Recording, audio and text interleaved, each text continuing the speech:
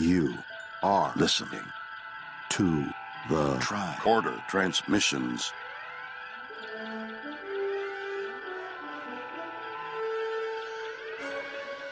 Weekly Trek, Episode 12, second week of July, 2018.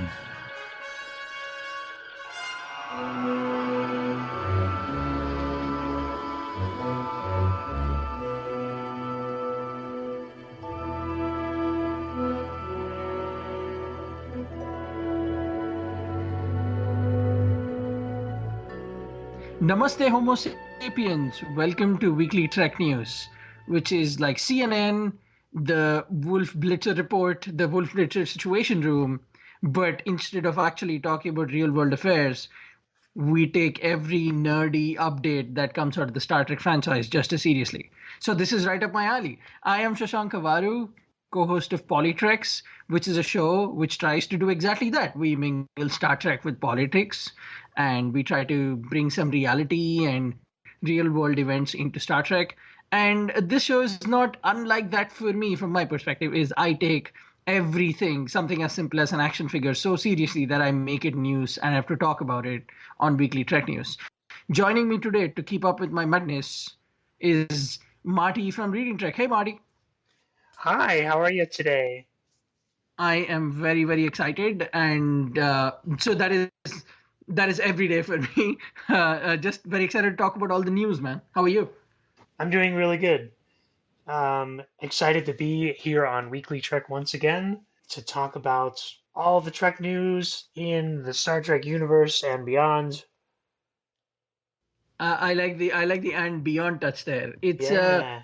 It seems like our particular permutation. So for those of you who are new to the show, the Weekly Trek, as I mentioned before, is pretty much that. We just discuss new, big, small updates about the Star Trek franchise, products that might be releasing, news from the actors, news from the creatives. We also talk about some of the personal updates from here at Tricorder Transmissions, the mother network that we all are part of.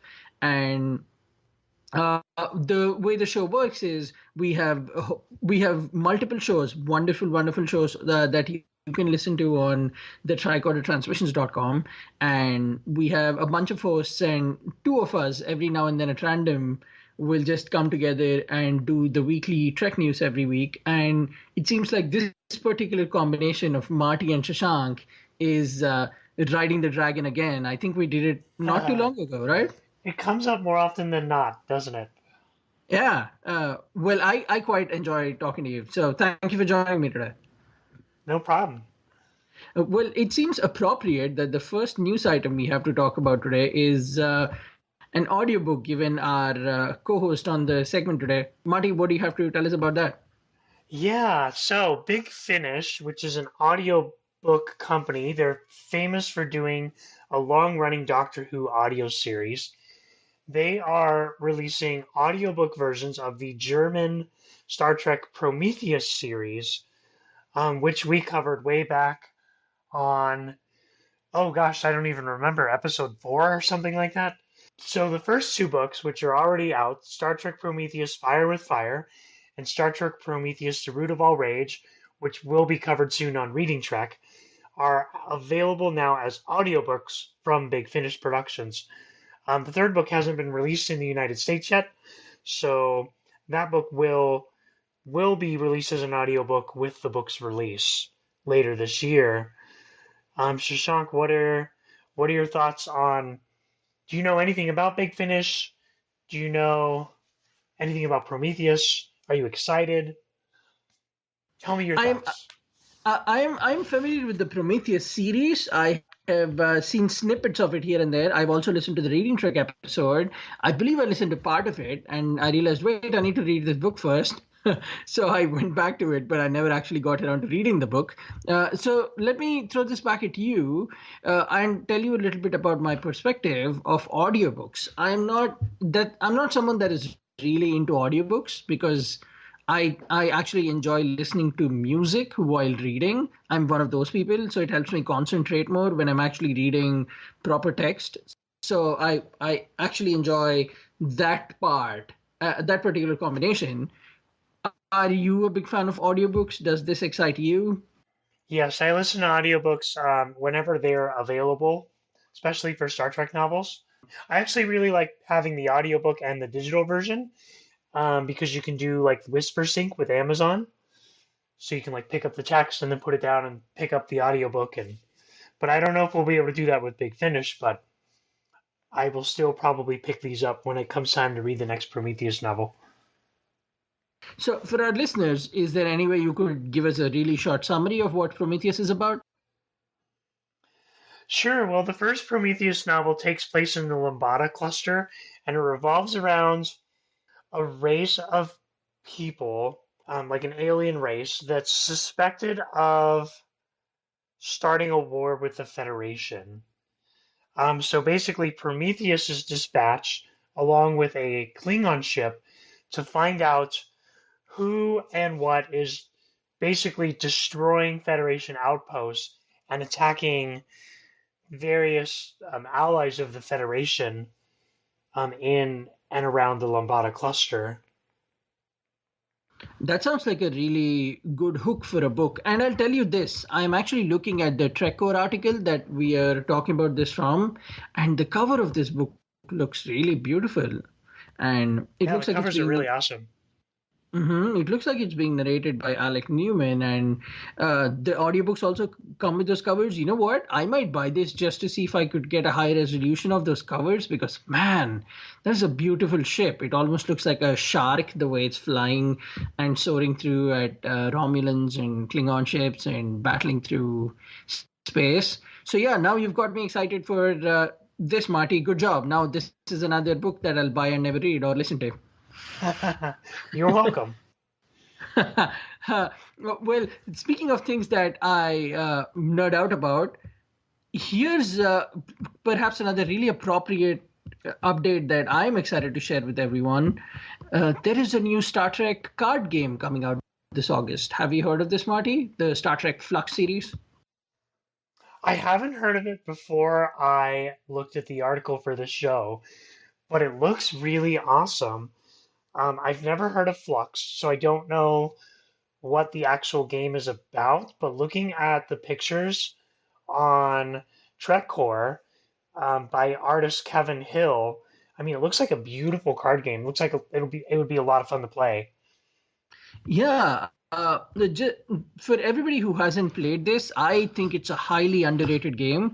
There is a series of games that came out called the Star Trek deck building games, which were pretty much this is how cool the game was. I think it's really cool. Is they had what is called a star base, which was a series of 9 character or ships or weapon cards that were laid out, and then you started out with a basic starship, and the other player started out with another basic starship, and you get a certain amount of money in the form of ensigns that you can trade to buy these recurring characters in from the star base. And then the center of it all is this thing called the space tech, which essentially is a series of missions. And as you keep flipping them, if you have the right combinations of characters, you get to keep that card and you build up your points as you go. But all that to say, that game it was, I think, a very underrated series of games that came out, and they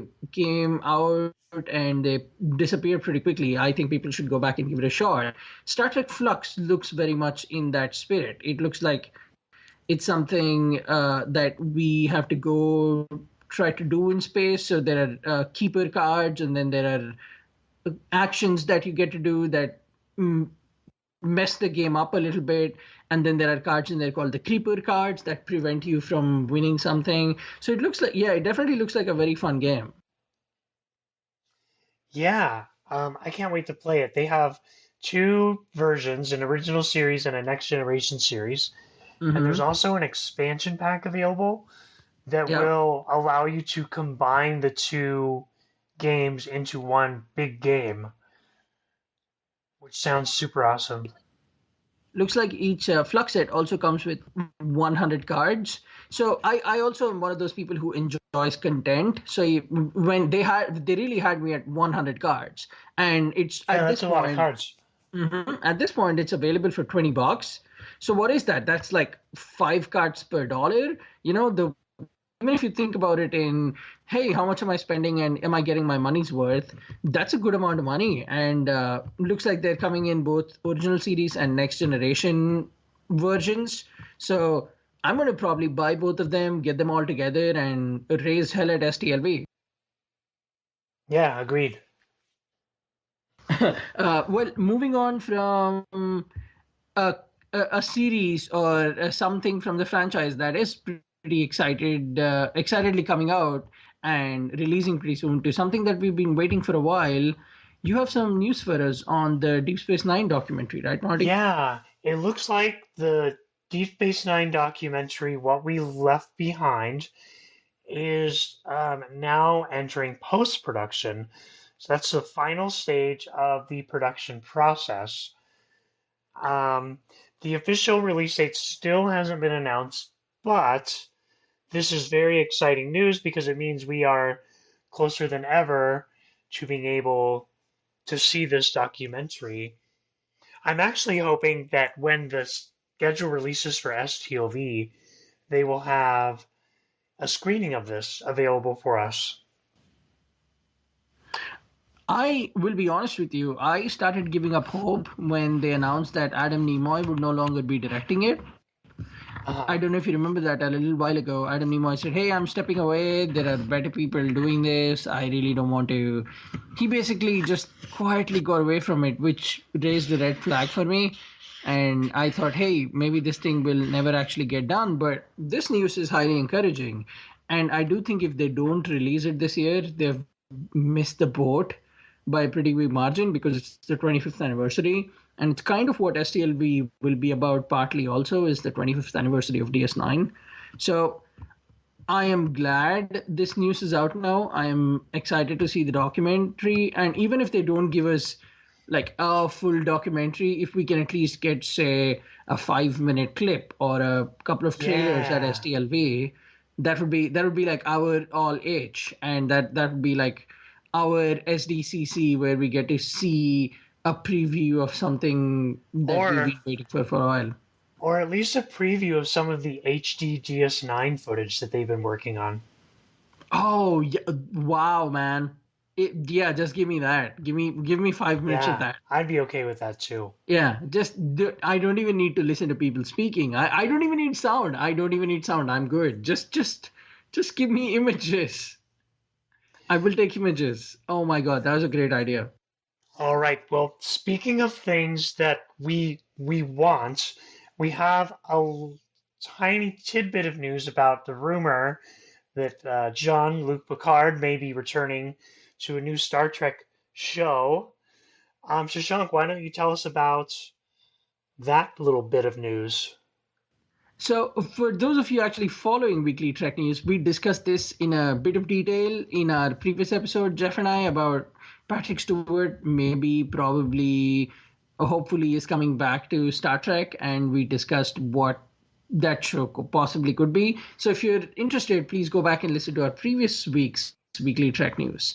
But for those of you who are not in the know, uh, Patrick Stewart is rumored at this point to come back to Star Trek, and nobody knows what it might be, what it's going to look like, who else is going to come back in the show. But someone on Twitter pinged Marina Sirtis and asked her, "Hey, so are you joining Patrick Stewart on the new Star Trek?" And she said, "Well, I think that's just a rumor." And then to that, someone else said, "Well, if it's really actually happening and they wanted you, would you consider it?" And she said, "Yes," in caps. So I personally have a theory on this at this point, but Marty, what do you Do think? tell. I will, but I'd really like to hear your thoughts. What do you think? I mean, at this point, it's really too early to know anything. Um, Marina thinks it's a rumor. She might be closer to Patrick Stewart than the rest of us, but you know, the internet likes to run wild with these things, and it's fun to speculate on, how he would return to the show and all that stuff. So, So my theory is Do you remember that little segment where Patrick Stewart very coyly said, "Hey, you should maybe watch Discovery for something something," and it was like a Yeah, nudge, nudge, wink, wink toward us. yeah, And now Marina Sirtis is out saying, "Oh, I just think this is a rumor." I honestly think there is something big being planned behind the curtain, and they want to really surprise all of us with the news. So they're really holding their cards close to their chest, and they're playing it off at this point. I honestly think the because if where there is smoke, there is fire, and the fact that she decided to actually start weighing in on it and not at this news has been out for a couple of weeks now, but she really, for someone who's active on Twitter and provides her opinion on pretty much every issue, Marina Sirtis took some time to respond to this. So my theory might be far fetched, but I actually think there is something very definite happening, and they're trying to throw us away, throw us off the chase, and that's why we are getting misleading news like this. And maybe this is just me being hopeful. What do you think? Am I crazy? no, I don't think you're crazy. Um, Thank you. I think we should be expecting some very big announcements coming soon. And do you know where we'd expect to hear those announcements, Shashank? I don't know. They do this thing called the Comic Con every now and then here at Yeah. this place in California. Is it at San Francisco?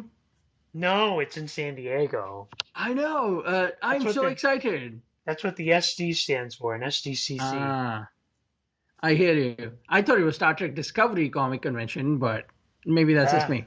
it could be. Speaking of SDCC, I hear there is something brewing there in SDCC. Is that right, Marty? Yeah, so last year we got our Star Trek Discovery panel. This year we've been upgraded to Hall H, which is like the the hall of all halls at all the cons ever to have a panel on Friday, July 20th at 1 p.m. I missed the time. 1:30 p.m. There we go. Let me Mm-hmm. try that 1:30 again. p.m. to. It's serious because they have two H's. It's all Yeah? and H. That's how you know it's important. All H Yes, is exactly. yeah, it's Avengers important, it's Justice League important, it's Batman v Superman trailer release important. So if they're having it at all H, we're definitely getting at least a trailer. There At is least a no mini way. trailer, even Mm-hmm. because I know Ted Sullivan has tweeted that he's seen the first episode of season two. So we're at least going to get some footage from the first episode of season two. I'm hoping, this is me speculating, this is not news or facts or anything. I'm hoping we're going to get an announcement on who's going to play Spock in Discovery. And I also hope we're going to get some more info on the upcoming expanded Trek universe. Since they announced it on StarTrek.com so far before Comic Con, I wonder if that's to get us excited for it and then have a big announcement at Comic Con. I will do you one better. I actually think they're going to bring out the Spock actor, and he is going to be dressed in Spock attire, and it's going to be a really big mic drop moment for them. I think they're either going to do that, and I also think we'll get our first, at least the voice and look of Anson Mount as Spike. So I think those two things will definitely be happening here. Because if you look at the picture, this is arguably the biggest stage that Star Trek Discovery will be on this year. And I Yes. don't think they'll walk away without giving us the big, hey, A, B, C. Here are your big things. Go take them away and play with them now. Yeah. And uh, I don't think they'll miss this opportunity. And if you see the actual tweet with which this all started, they have marked a bunch of the main cast, and Anson Mount is included in it. So Yes. I'm inclined to believe we'll at least either see Anson Mount's Pike, and we'll actually see some Spock footage. Yeah. Yeah. I think we should get both of them. As much as I'd like to be there for this panel, I don't feel like getting there at 4 in the morning for a 1:30 panel, which is what you got to do at STCC. So How dare you? How Speaking dare of you, Marty? speaking of getting in line for things, Shashank, isn't there something you were interested in at SDCC? You really had to pour salt on that wound. Okay, yep, I'll talk about it. there is there is a beautiful Romulan bird of prey that is being released as an SDCC exclusive. It's the cloaked edition of the Romulan bird of prey, and I really hate myself for not being there, but it looks like it's a beautiful ship. It's 12 inches wide, and it looks exactly like the bird of prey, with the logo complete, but the whole thing is cloaked. So it's pretty much along the lines of, for us action figure junkies, everybody will remember the famous NECA Predators line, and there was a series of figures where they just made cloaked Predators. It's a little bit like that. Imagine it as this invisible bare bones edition, and they're selling it at booth 2607 for $70, and it's only 200 pieces that'll ever be made. Isn't that crazy? That's really crazy. Do you know what company is making this? See, I could be wrong, but I'm going to assume it's Diamond Select because they're usually well known for making these accurate, hyper detailed Star Trek ships. The article that we pulled this from, either they didn't cover it or at that point it wasn't updated. But with the make and the way it's set up, I'm going to theorize that it's Diamond Select, which is very famous for making all the Kirk and Spock figures and Picard figures, and they're Yeah, also those are beautiful figures. they're less figures and more statues. I would actually put them in a gallery, in an art gallery, because they're really, really beautiful and just the way they're set up. And yeah, they continued that with this row of this armada of Star Trek ships that they released. And this one just looks like another really beautiful diamond within that collection. And if you are going to SDCC, Marty, and you do not get me this ship, we just cannot be friends anymore. If I go, I will try and get you this ship. Well, speaking of places we're going to, we are so close to STLV. I know. How many days is it? Do we know? Does anybody have a I calendar on their think phone? I think I have a calendar in my head. I have 3 weeks to go, so I'm going to fly out on the Yeah, 31st, and we are recording this that, on the 10th. So I have 3 weeks to go. Three long, that's torturous, tumultuous weeks. that's when I'm driving up. So It is going to be a great time. We're doing a lot of things at STL, aren't we? We are the tricorder transmissions. yes, well, we have first up on Wednesday night. We're hosting a Tricorder Transmissions birthday party, which we're going to have in one of the Rio's, big fancy suites. We were able to secure one of those through John Kokorian over at Trek Profiles and my co-host William Conlon at Reading Trek. They got us that wonderful suite that we're going to have our birthday party at. So check our Twitter and our Facebook pages for information on that party. And we are also on Saturday night after the gala, we are hosting the Tricorder Transmissions Night of Diversity party, which is going to be just absolutely incredible. We're going to have um, a huge raffle with tons and tons of exclusive stuff to give away. All the funds raised by the raffle are going to benefit the Gay and Lesbian Community Center of Southern Nevada and Night of Ministries The Crib LGBTQ youth shelter. We're going to have a DJ. There's drinks going to be available. It's all taking place at the Kiss by Monster Mini Golf inside the Rio. The event is free to attend. The only thing you're going to have to pay for is your drinks and your raffle tickets, which of course will all go to charity. So if anyone is going to Star Trek Las Vegas, we invite you to come to both of these events. And you can find more information, of course, on Twitter and on our Facebook page as well. Shashank, are you excited about these events? You have no idea. I have just been livid with excitement just to even be in the presence of so many Trekkies and Trekkers and everybody who wants to call themselves whatever that is in love with Star Trek and just wants to attend a place that celebrates diversity. And no matter how you define it, while this is still very much focused toward the LGBTQ and inclusivity, I would think that everybody who supports just that positivity and the inclusive spirit of Star Trek should join us and be there, because not only do we have the prizes and the DJ, and I have actually been looking at some of this party planning. I've been peeking behind the curtain, and you guys are in for a treat. There is a lot of good stuff that is coming your way.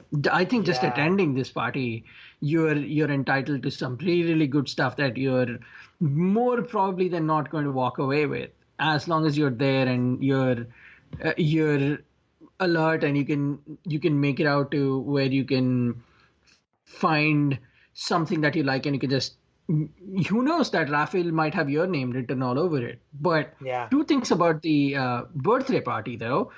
I am very excited, not only because we'll be doing a birthday party, and maybe I'm not supposed to say this, but we at Polytrex are actually planning to do a live event the morning after the birthday party in that same Rio suite.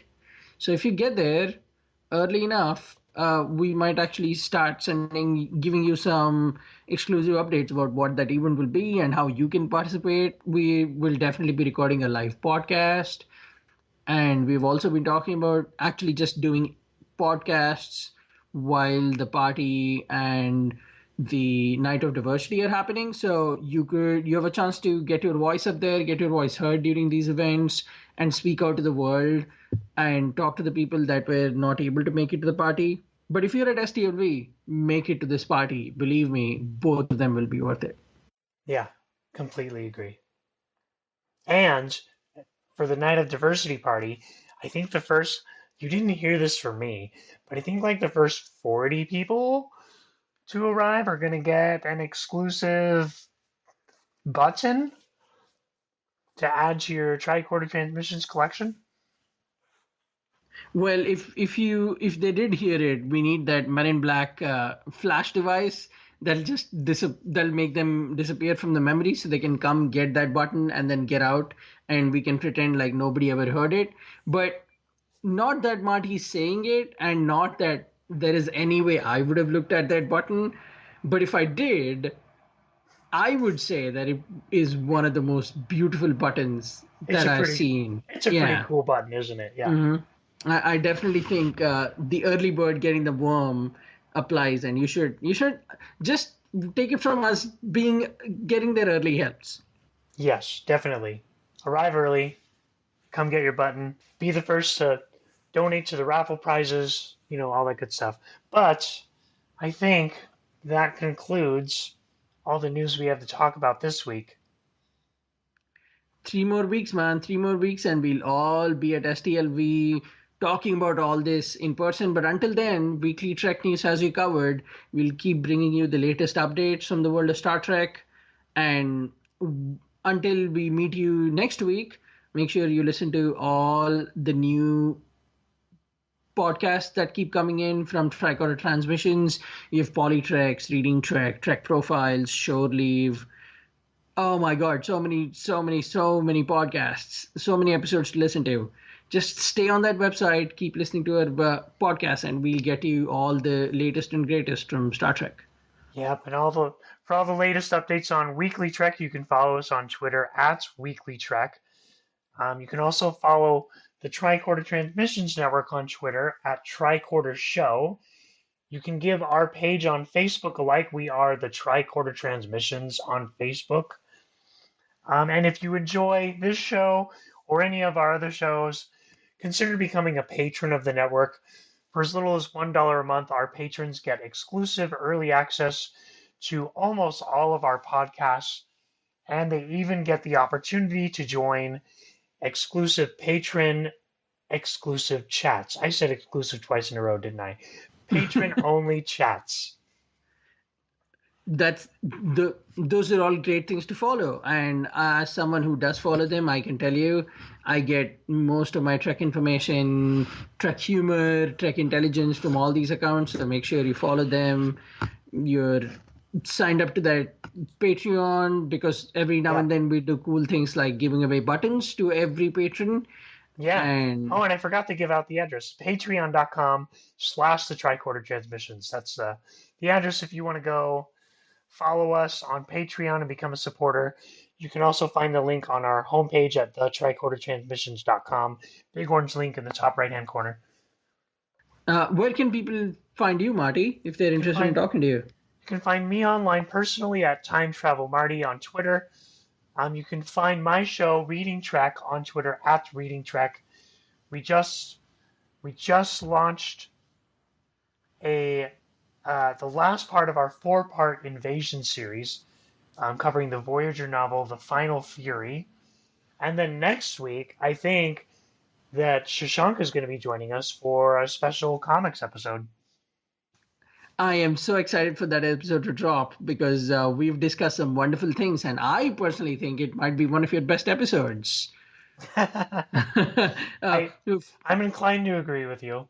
For those of you interested in following me, you can find me on Twitter on @gutter_hero. That's GUTTER_HERO. My show is PolyTreks. You can follow us on PolyTreks, POLITREKS. And I'll always be here, there, everywhere on the Tricorder Transmissions Network. But until next time, live long and prosper.